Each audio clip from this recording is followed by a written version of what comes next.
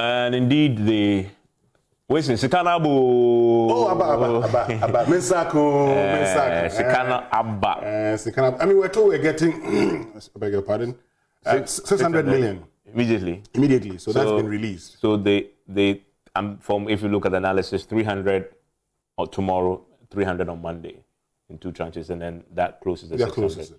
You know, so that comes in straight to to support our, you know, balance of payment. Yeah. You know, so that's good news. It's good news. I mean, look, Evans, we've been talking about it, and all of us as a people had agreed that the panacea to solving our problems was the IMF program. And you know that the finance minister had always told us he was committed to getting us an IMF program, even though prior to that commitment, he had told us of how proud we were as a nation and why were people always pushing us to go to the IMF. I beg your pardon. And now, you know, when we got a staff level agreement, we're told that was in record time. You know, record time. Yeah, record time. You know? And then after 10 months, you know, this morning I was playing his sounds and being grateful to God and everything.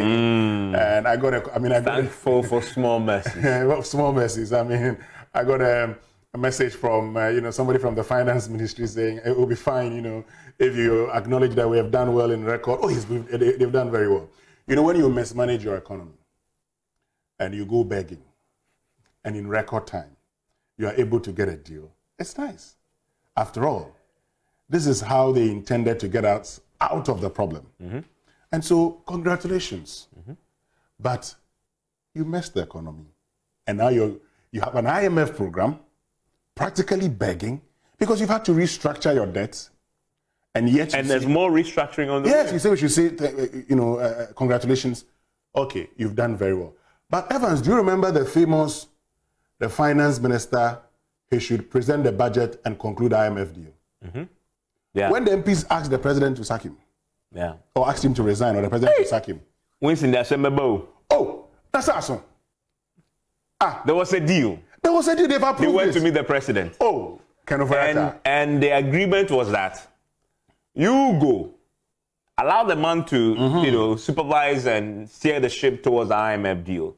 When we secure the IMF deal, then he can go. Yes. But you see, there was a caveat. Which is? There was a caveat. So when you speak to the people who were in the room, and I've done an interview with Chairman Sabonso, okay. Who said, I asked him directly, did the president say categorically that he would relieve him of his post after the IMF deal?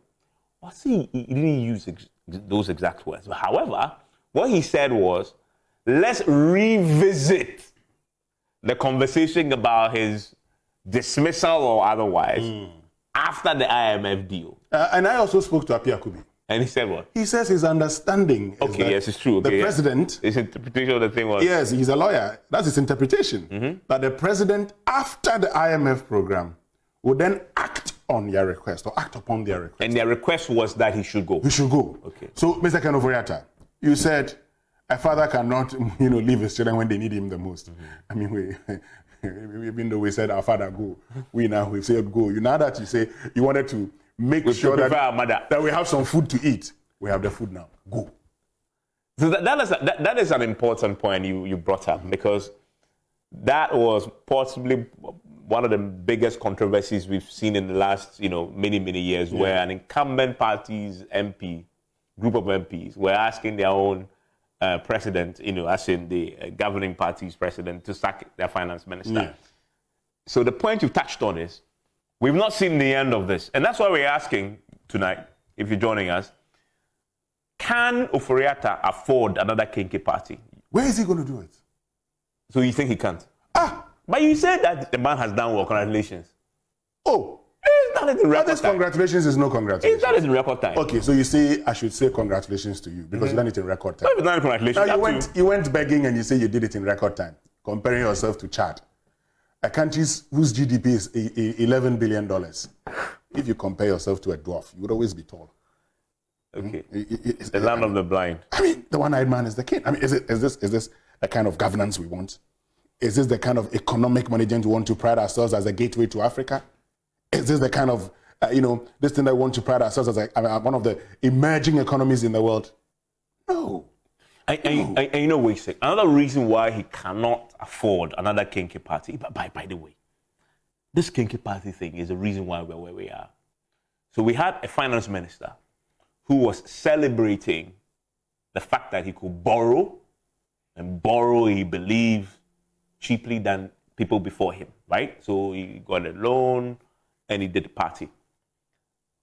Winston, why are we here today with the economic crisis? Because we had overborrowed. Our debt had become unsustainable. That's why we're here. Yeah.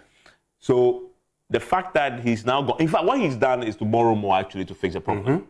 Because as we've said in the past, this IMF money we'll pay back. Yeah. We'll pay back to the IMF. So in essence, but what the biggest advantage is the policy credibility that it gives.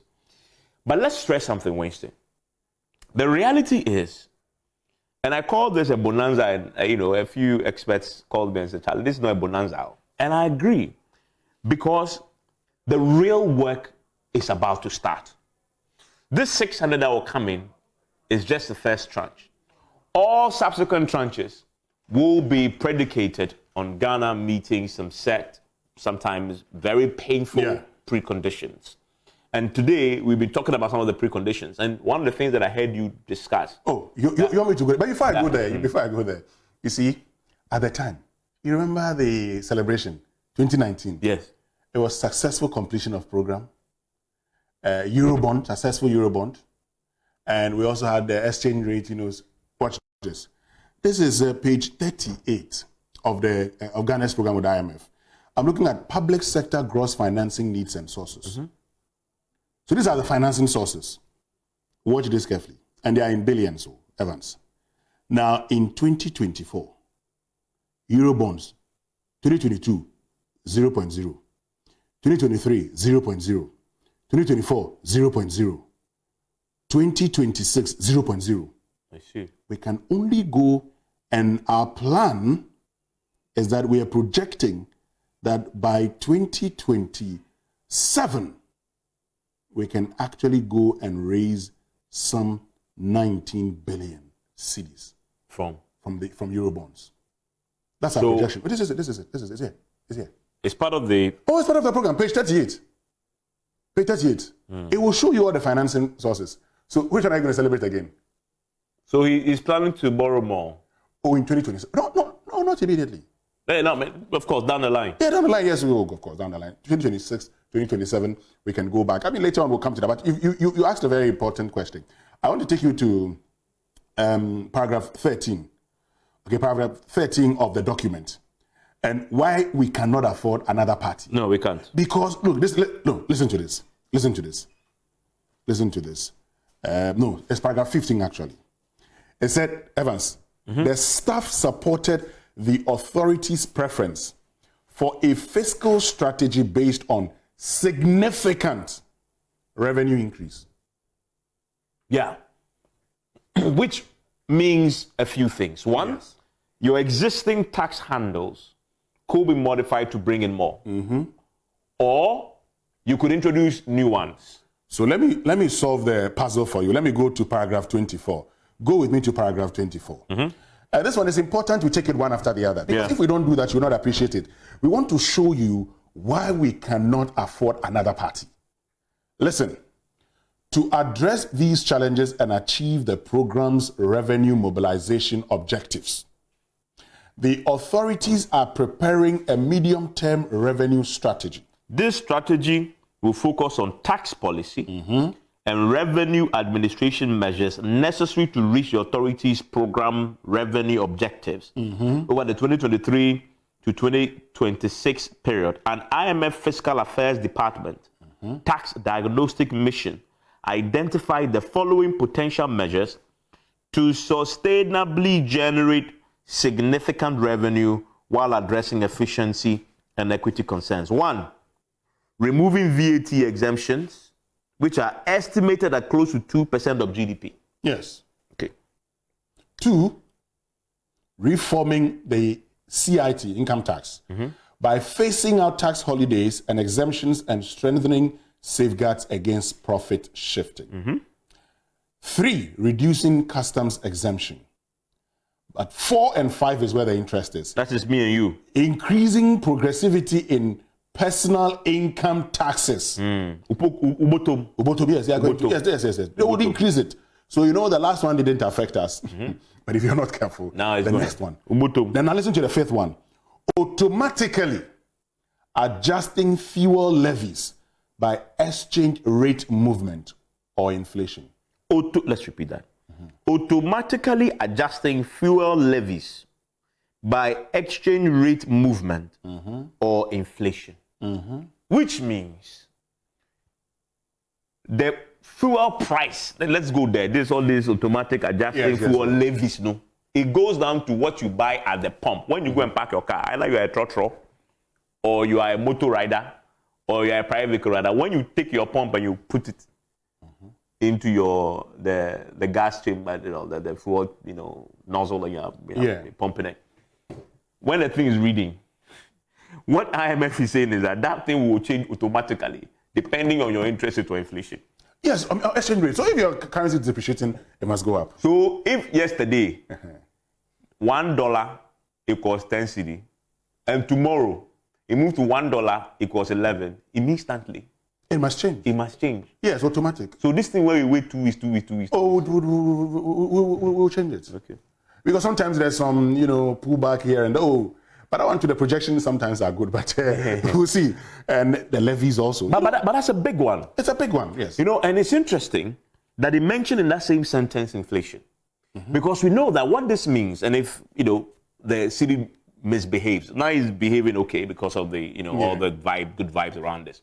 But if it starts misbehaving and the fuel prices start going up to reflect that has a negative impact on inflation. Yeah. Instantly, right? Meanwhile, if you read a document, another strategy is to bring inflation down. Good. But the other point is, what are the fuel levies? You remember some time ago, fuel levies were actually also going up. In some way, the taxes that we had on fuel levies were going up when fuel prices were going up. Yeah. And we decided to change that. Now, I foresee a situation where now, as they go up, it also does what goes up. Yeah. And it means you become worse off. So this is why I say that we cannot celebrate this program. That's not all. Okay? And adopting new fiscal regime for the extractive industry. And that part is interesting because the extractive industry contributes significantly to our tax network already, right? As we have it. Of course, they're going to burden them more. I mean, as for the extractive industry, there's no a direct pass on to us. The one is the one that you read earlier, the Butum part. Yeah. So when you look at all of these things, okay, now they would have to even look at the caps on statutory funds and everything again. We're going to look at all of those things again. Yeah. That's because we are very much not our own bosses now. Yeah. So Ken Ofori-Atta was celebrating freedom, okay, in 2019. In 2023, there's a Minister General. You know who a Minister General is? Tell me. Oh, there's somebody in the Ministry of Finance. He's a Minister General. He's a representative of the fund. Oh, now he's going to get a chair. Oh, yes, there's a governor. And an office. There's a Governor General too. Oh, they brought somebody. They brought somebody to assist the Bank of Ghana. Yeah, headmaster. Yes. Now, when you are in your country, I don't know why sometimes it's so difficult for our leaders to appreciate a few things. That you said you were in school with these people, and sometimes they send they send novices to you to come and teach you how to govern your country. Is this the proud nation that you'll be proud to celebrate? He who pays the piper calls the tune. So the fact is that because of $3 billion, look, but that's how low we've sunk. And for me, that's what saddens me. Meanwhile, the Bank of Ghana has financed this budget and this government far in excess of $3 billion. Oh, yes. Oh, yes. So, look, for me, I sit here now and I ask myself, how can we celebrate all of these things? How can we celebrate all of these things? There is no way you can celebrate. There is no way you can do any party. Hey, he would dare not say that he's going to do a party because of getting an IMF program. Where did he learn that from? So, they are not back from Washington yet. There's a press conference that possibly should have started by now. Yes. Today, he actually, spoke to us. It was rallying the public to support the program. You know why that became necessary? Because of the things you've read. Yeah. Because he knows that down the line, the pain will still be felt. There's more pain ahead. But Winston, me and you, we are political animals. So let's introduce that into the equation here. We are approaching another election year. Yeah. Winston. And we know what happens in election years. Sure. Okay. If there's any good thing out of this IMF thing, that we have the IMF wielding a cane over us during a major election campaign period, right? Into the next administration, whoever is elected. Yeah. I think that's a positive because the government is aware that as we approach the campaign season of next year, the disbursements will be based on meeting these preconditions. Hence, the IMF will not disburse, and they'll be issuing their, Article 4 report. Oh, they will, but you see, telling us how bad we are performing if we did perform. But is that not why you're financing? So for me, that's good. Oh, but it's good. But you see, while it is good also, a lot of the things you want to do, the revenue measures, will make you worse off. I know. But at least to check the politicians but why don't you? No. You think they can find a way to maneuver with the IMF program still hanging on while they are campaigning? Should I show you? Please show me. When your ministry says that they are looking for a program hinged on significant revenue mobilization and not expenditure rationalization, what are they telling you? They're shifting the bedding. They're shifting the bedding. It's as simple as that. So that's why the former Chief Justice says, help yourself first before I help you. So they've just shifted the bedding. That's what they're doing. And it's the reason consistently what Ken Ofori-Atta has been doing is to be pushing a lot of the commitments post-2024. Have you seen, the bid to the pension bond holders, for instance, is post-2024, is it not? Yeah, 2025. He's pushing everything backwards. Yeah. Because the very things that, would actually hurt the most will be in an election year. All he's looking for is fiscal space. Once he does it, and you've seen already, the NDC's, the former minority, Haruna Idris, was on my show today, questioning the decision to actually not take non-concessional loans till 2026, 2027. But that's what we've signed him for. We're kicking the can down the road for whoever wins that election to come and carry. But for us, yes, of course, I understand you're still not going to get it. But for us, the most important thing for us is that, so all the debt restructuring that we've engaged in, we're pushing it post 2024. So it gives you a bit of space to do all the things you want to do. So ordinarily, interest payments are huge, 52 billion. Now, if you've been able to write off a lot of these interest payments, for instance, what it means is that it gives you a bit of space to do other things. And so, yes, we'll resort to a lot of borrowings internally. Let me bring you back that document again. Let me just show you, for instance, how we intend to borrow. Let me go back to page 38 of the, this document. You like that part, man? Oh, I like that part. It's actually. I remember when they were discussing this at the time where it was clear that down the road, this whole thing, they wanted to do it quickly. So after 3 years, they'll start going and borrow. Yes. So, do you remember even at the point, the Elevy, they wanted to collateralize. Oh, yes. The Elevy. Oh, everything for us we want to collateralize. So you look, for instance, we've decided that in 2023, we're no longer going to take anything from the Bank of Ghana. Till 2027, we'll not take any money from the Bank of Ghana. Okay. We have also indicated, for instance, that from domestic sources, so the domestic sources would probably, give you some, in 2024, we're looking at 82 billion, 2025, 115 billion, 2026, 124 billion. But other commercials, for instance, we're looking at 0, 2023, 0, 2024, 0, 2025, and 10.4 billion cedis in 2026, 11.2 billion in 27. Eurobond, none to 2027. And private sector, so that's more like the private sector. Even the Parry Club, for instance, the Parry Club, the Parry Club, we are looking at taking just 0.4 billion, 2024, 0.4 billion, so that's 400 million cedis. Yeah. Cedis. Yeah. In 2025, and 1.9 billion in 2026, and then 2.1 billion. For the IMF, no more money. Of course, they're giving us this, bailout. The World Bank, yes, will get a few, cities from them, billions of cities from them. So a lot of it is going to come from domestic sources. Domestic sources. Okay? A lot of our funding is going to come from domestic sources. And that's where really the issues are. Yeah, and just going back to how this, so really this is a question about, we've talked about what's in it for you, but what's the cost of this bailout? And this document is telling us that the cost is going to be really enormous for all of us to carry. But here's the thing. When I say all of us, that's actually not true.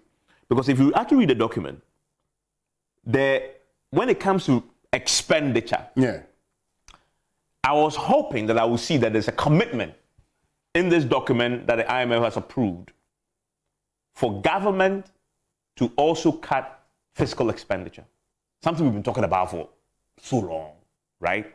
But look at when it talks about expenditure savings, look at where they're going to cut from. And I think that, the last time we criticized the IMF themselves for, allowing the government to, to get away with murder sometimes. It says, this is 16, expenditure savings, which are also critical to create the needed fiscal space, will stem from efficiency gains and a reduction of the large subsidy bill to the energy sector. Yes. And I was hoping that there'll be a line there that says it will stem from, these ones are, but also savings from government expenditure. In fact, let me give you, the devil is in the detail. Listen, the authorities have launched public expenditure reviews, including a review of statutory funds to identify potential sources of savings. What are the statutory funds? The ones that should go to NHIS, District Assembly's Common Fund, Get Fund, those things that actually affect ordinary people. Ghana Investment Infrastructure Fund. Yes, okay. So those are the places where they want to cut. Then it continues. In addition, an ambitious reform agenda in the energy sector is expected to limit its growing fiscal cost. See below. The baseline assumes that the stock of payables will be cleared over 7 years, which will entail a larger deficit on a cash basis. The authorities are designing a detailed clearance strategy to this effect. They will produce quarterly reports on the evolution of payables to ensure the existing stock is cleared over time and that no new ones are accumulated. So where is the expenditure cuts that everybody in this country, including the German ambassador to Ghana, had been asking for? The government itself looks at within in that cut. So this is the part that they try to address that. Okay. Paragraph 17. The 2023 budget and associated bills enacted as a prior action for the program are consistent with these objectives.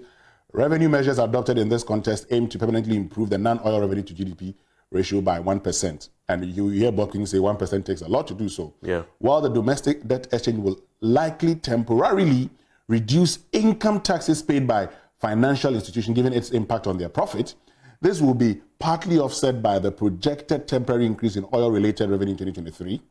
But primary expenditure will be reduced by 2 percentage points of GDP, mainly by lowering capital expenditures through project reprioritization, providing around 0.9% of GDP. I've seen a part there, down there. I was reading ahead. It says primary expenditure will be reduced by 2 percentage points of GDP, mainly by one.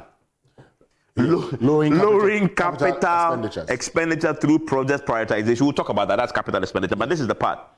Containing the wage bill by limiting wage increases and hiring. I hear in my mind's ear. Then you went to the English school. My mind's eye. Sometimes my mind's ear. You hear what you hear. I'm hearing TUC screaming in my ear. Well, but they have no choice at this point in time. Because the amounts, look, and that's why government did all the containing the wage bill by limiting wage increases and hiring. 0.5% of GDP. No, but what that means is that in the 2015 program, they created an exception for essential services, right? So education and health. If doctors that we know with a brain drain problem, right? And you need them, you hire. I need some clarity on this. We need some clarity on this, whether this contained the wage, but limiting wage increases and hiring, was there an exception there for? Well, I mean, that will be an important clarity. But yeah, let's go on. Let's go on. And it talks about, rationalizing goods and services spending and reducing transfers to statutory funds through a reduction of the cap on the share of revenue that they can receive. You get it now? You get it?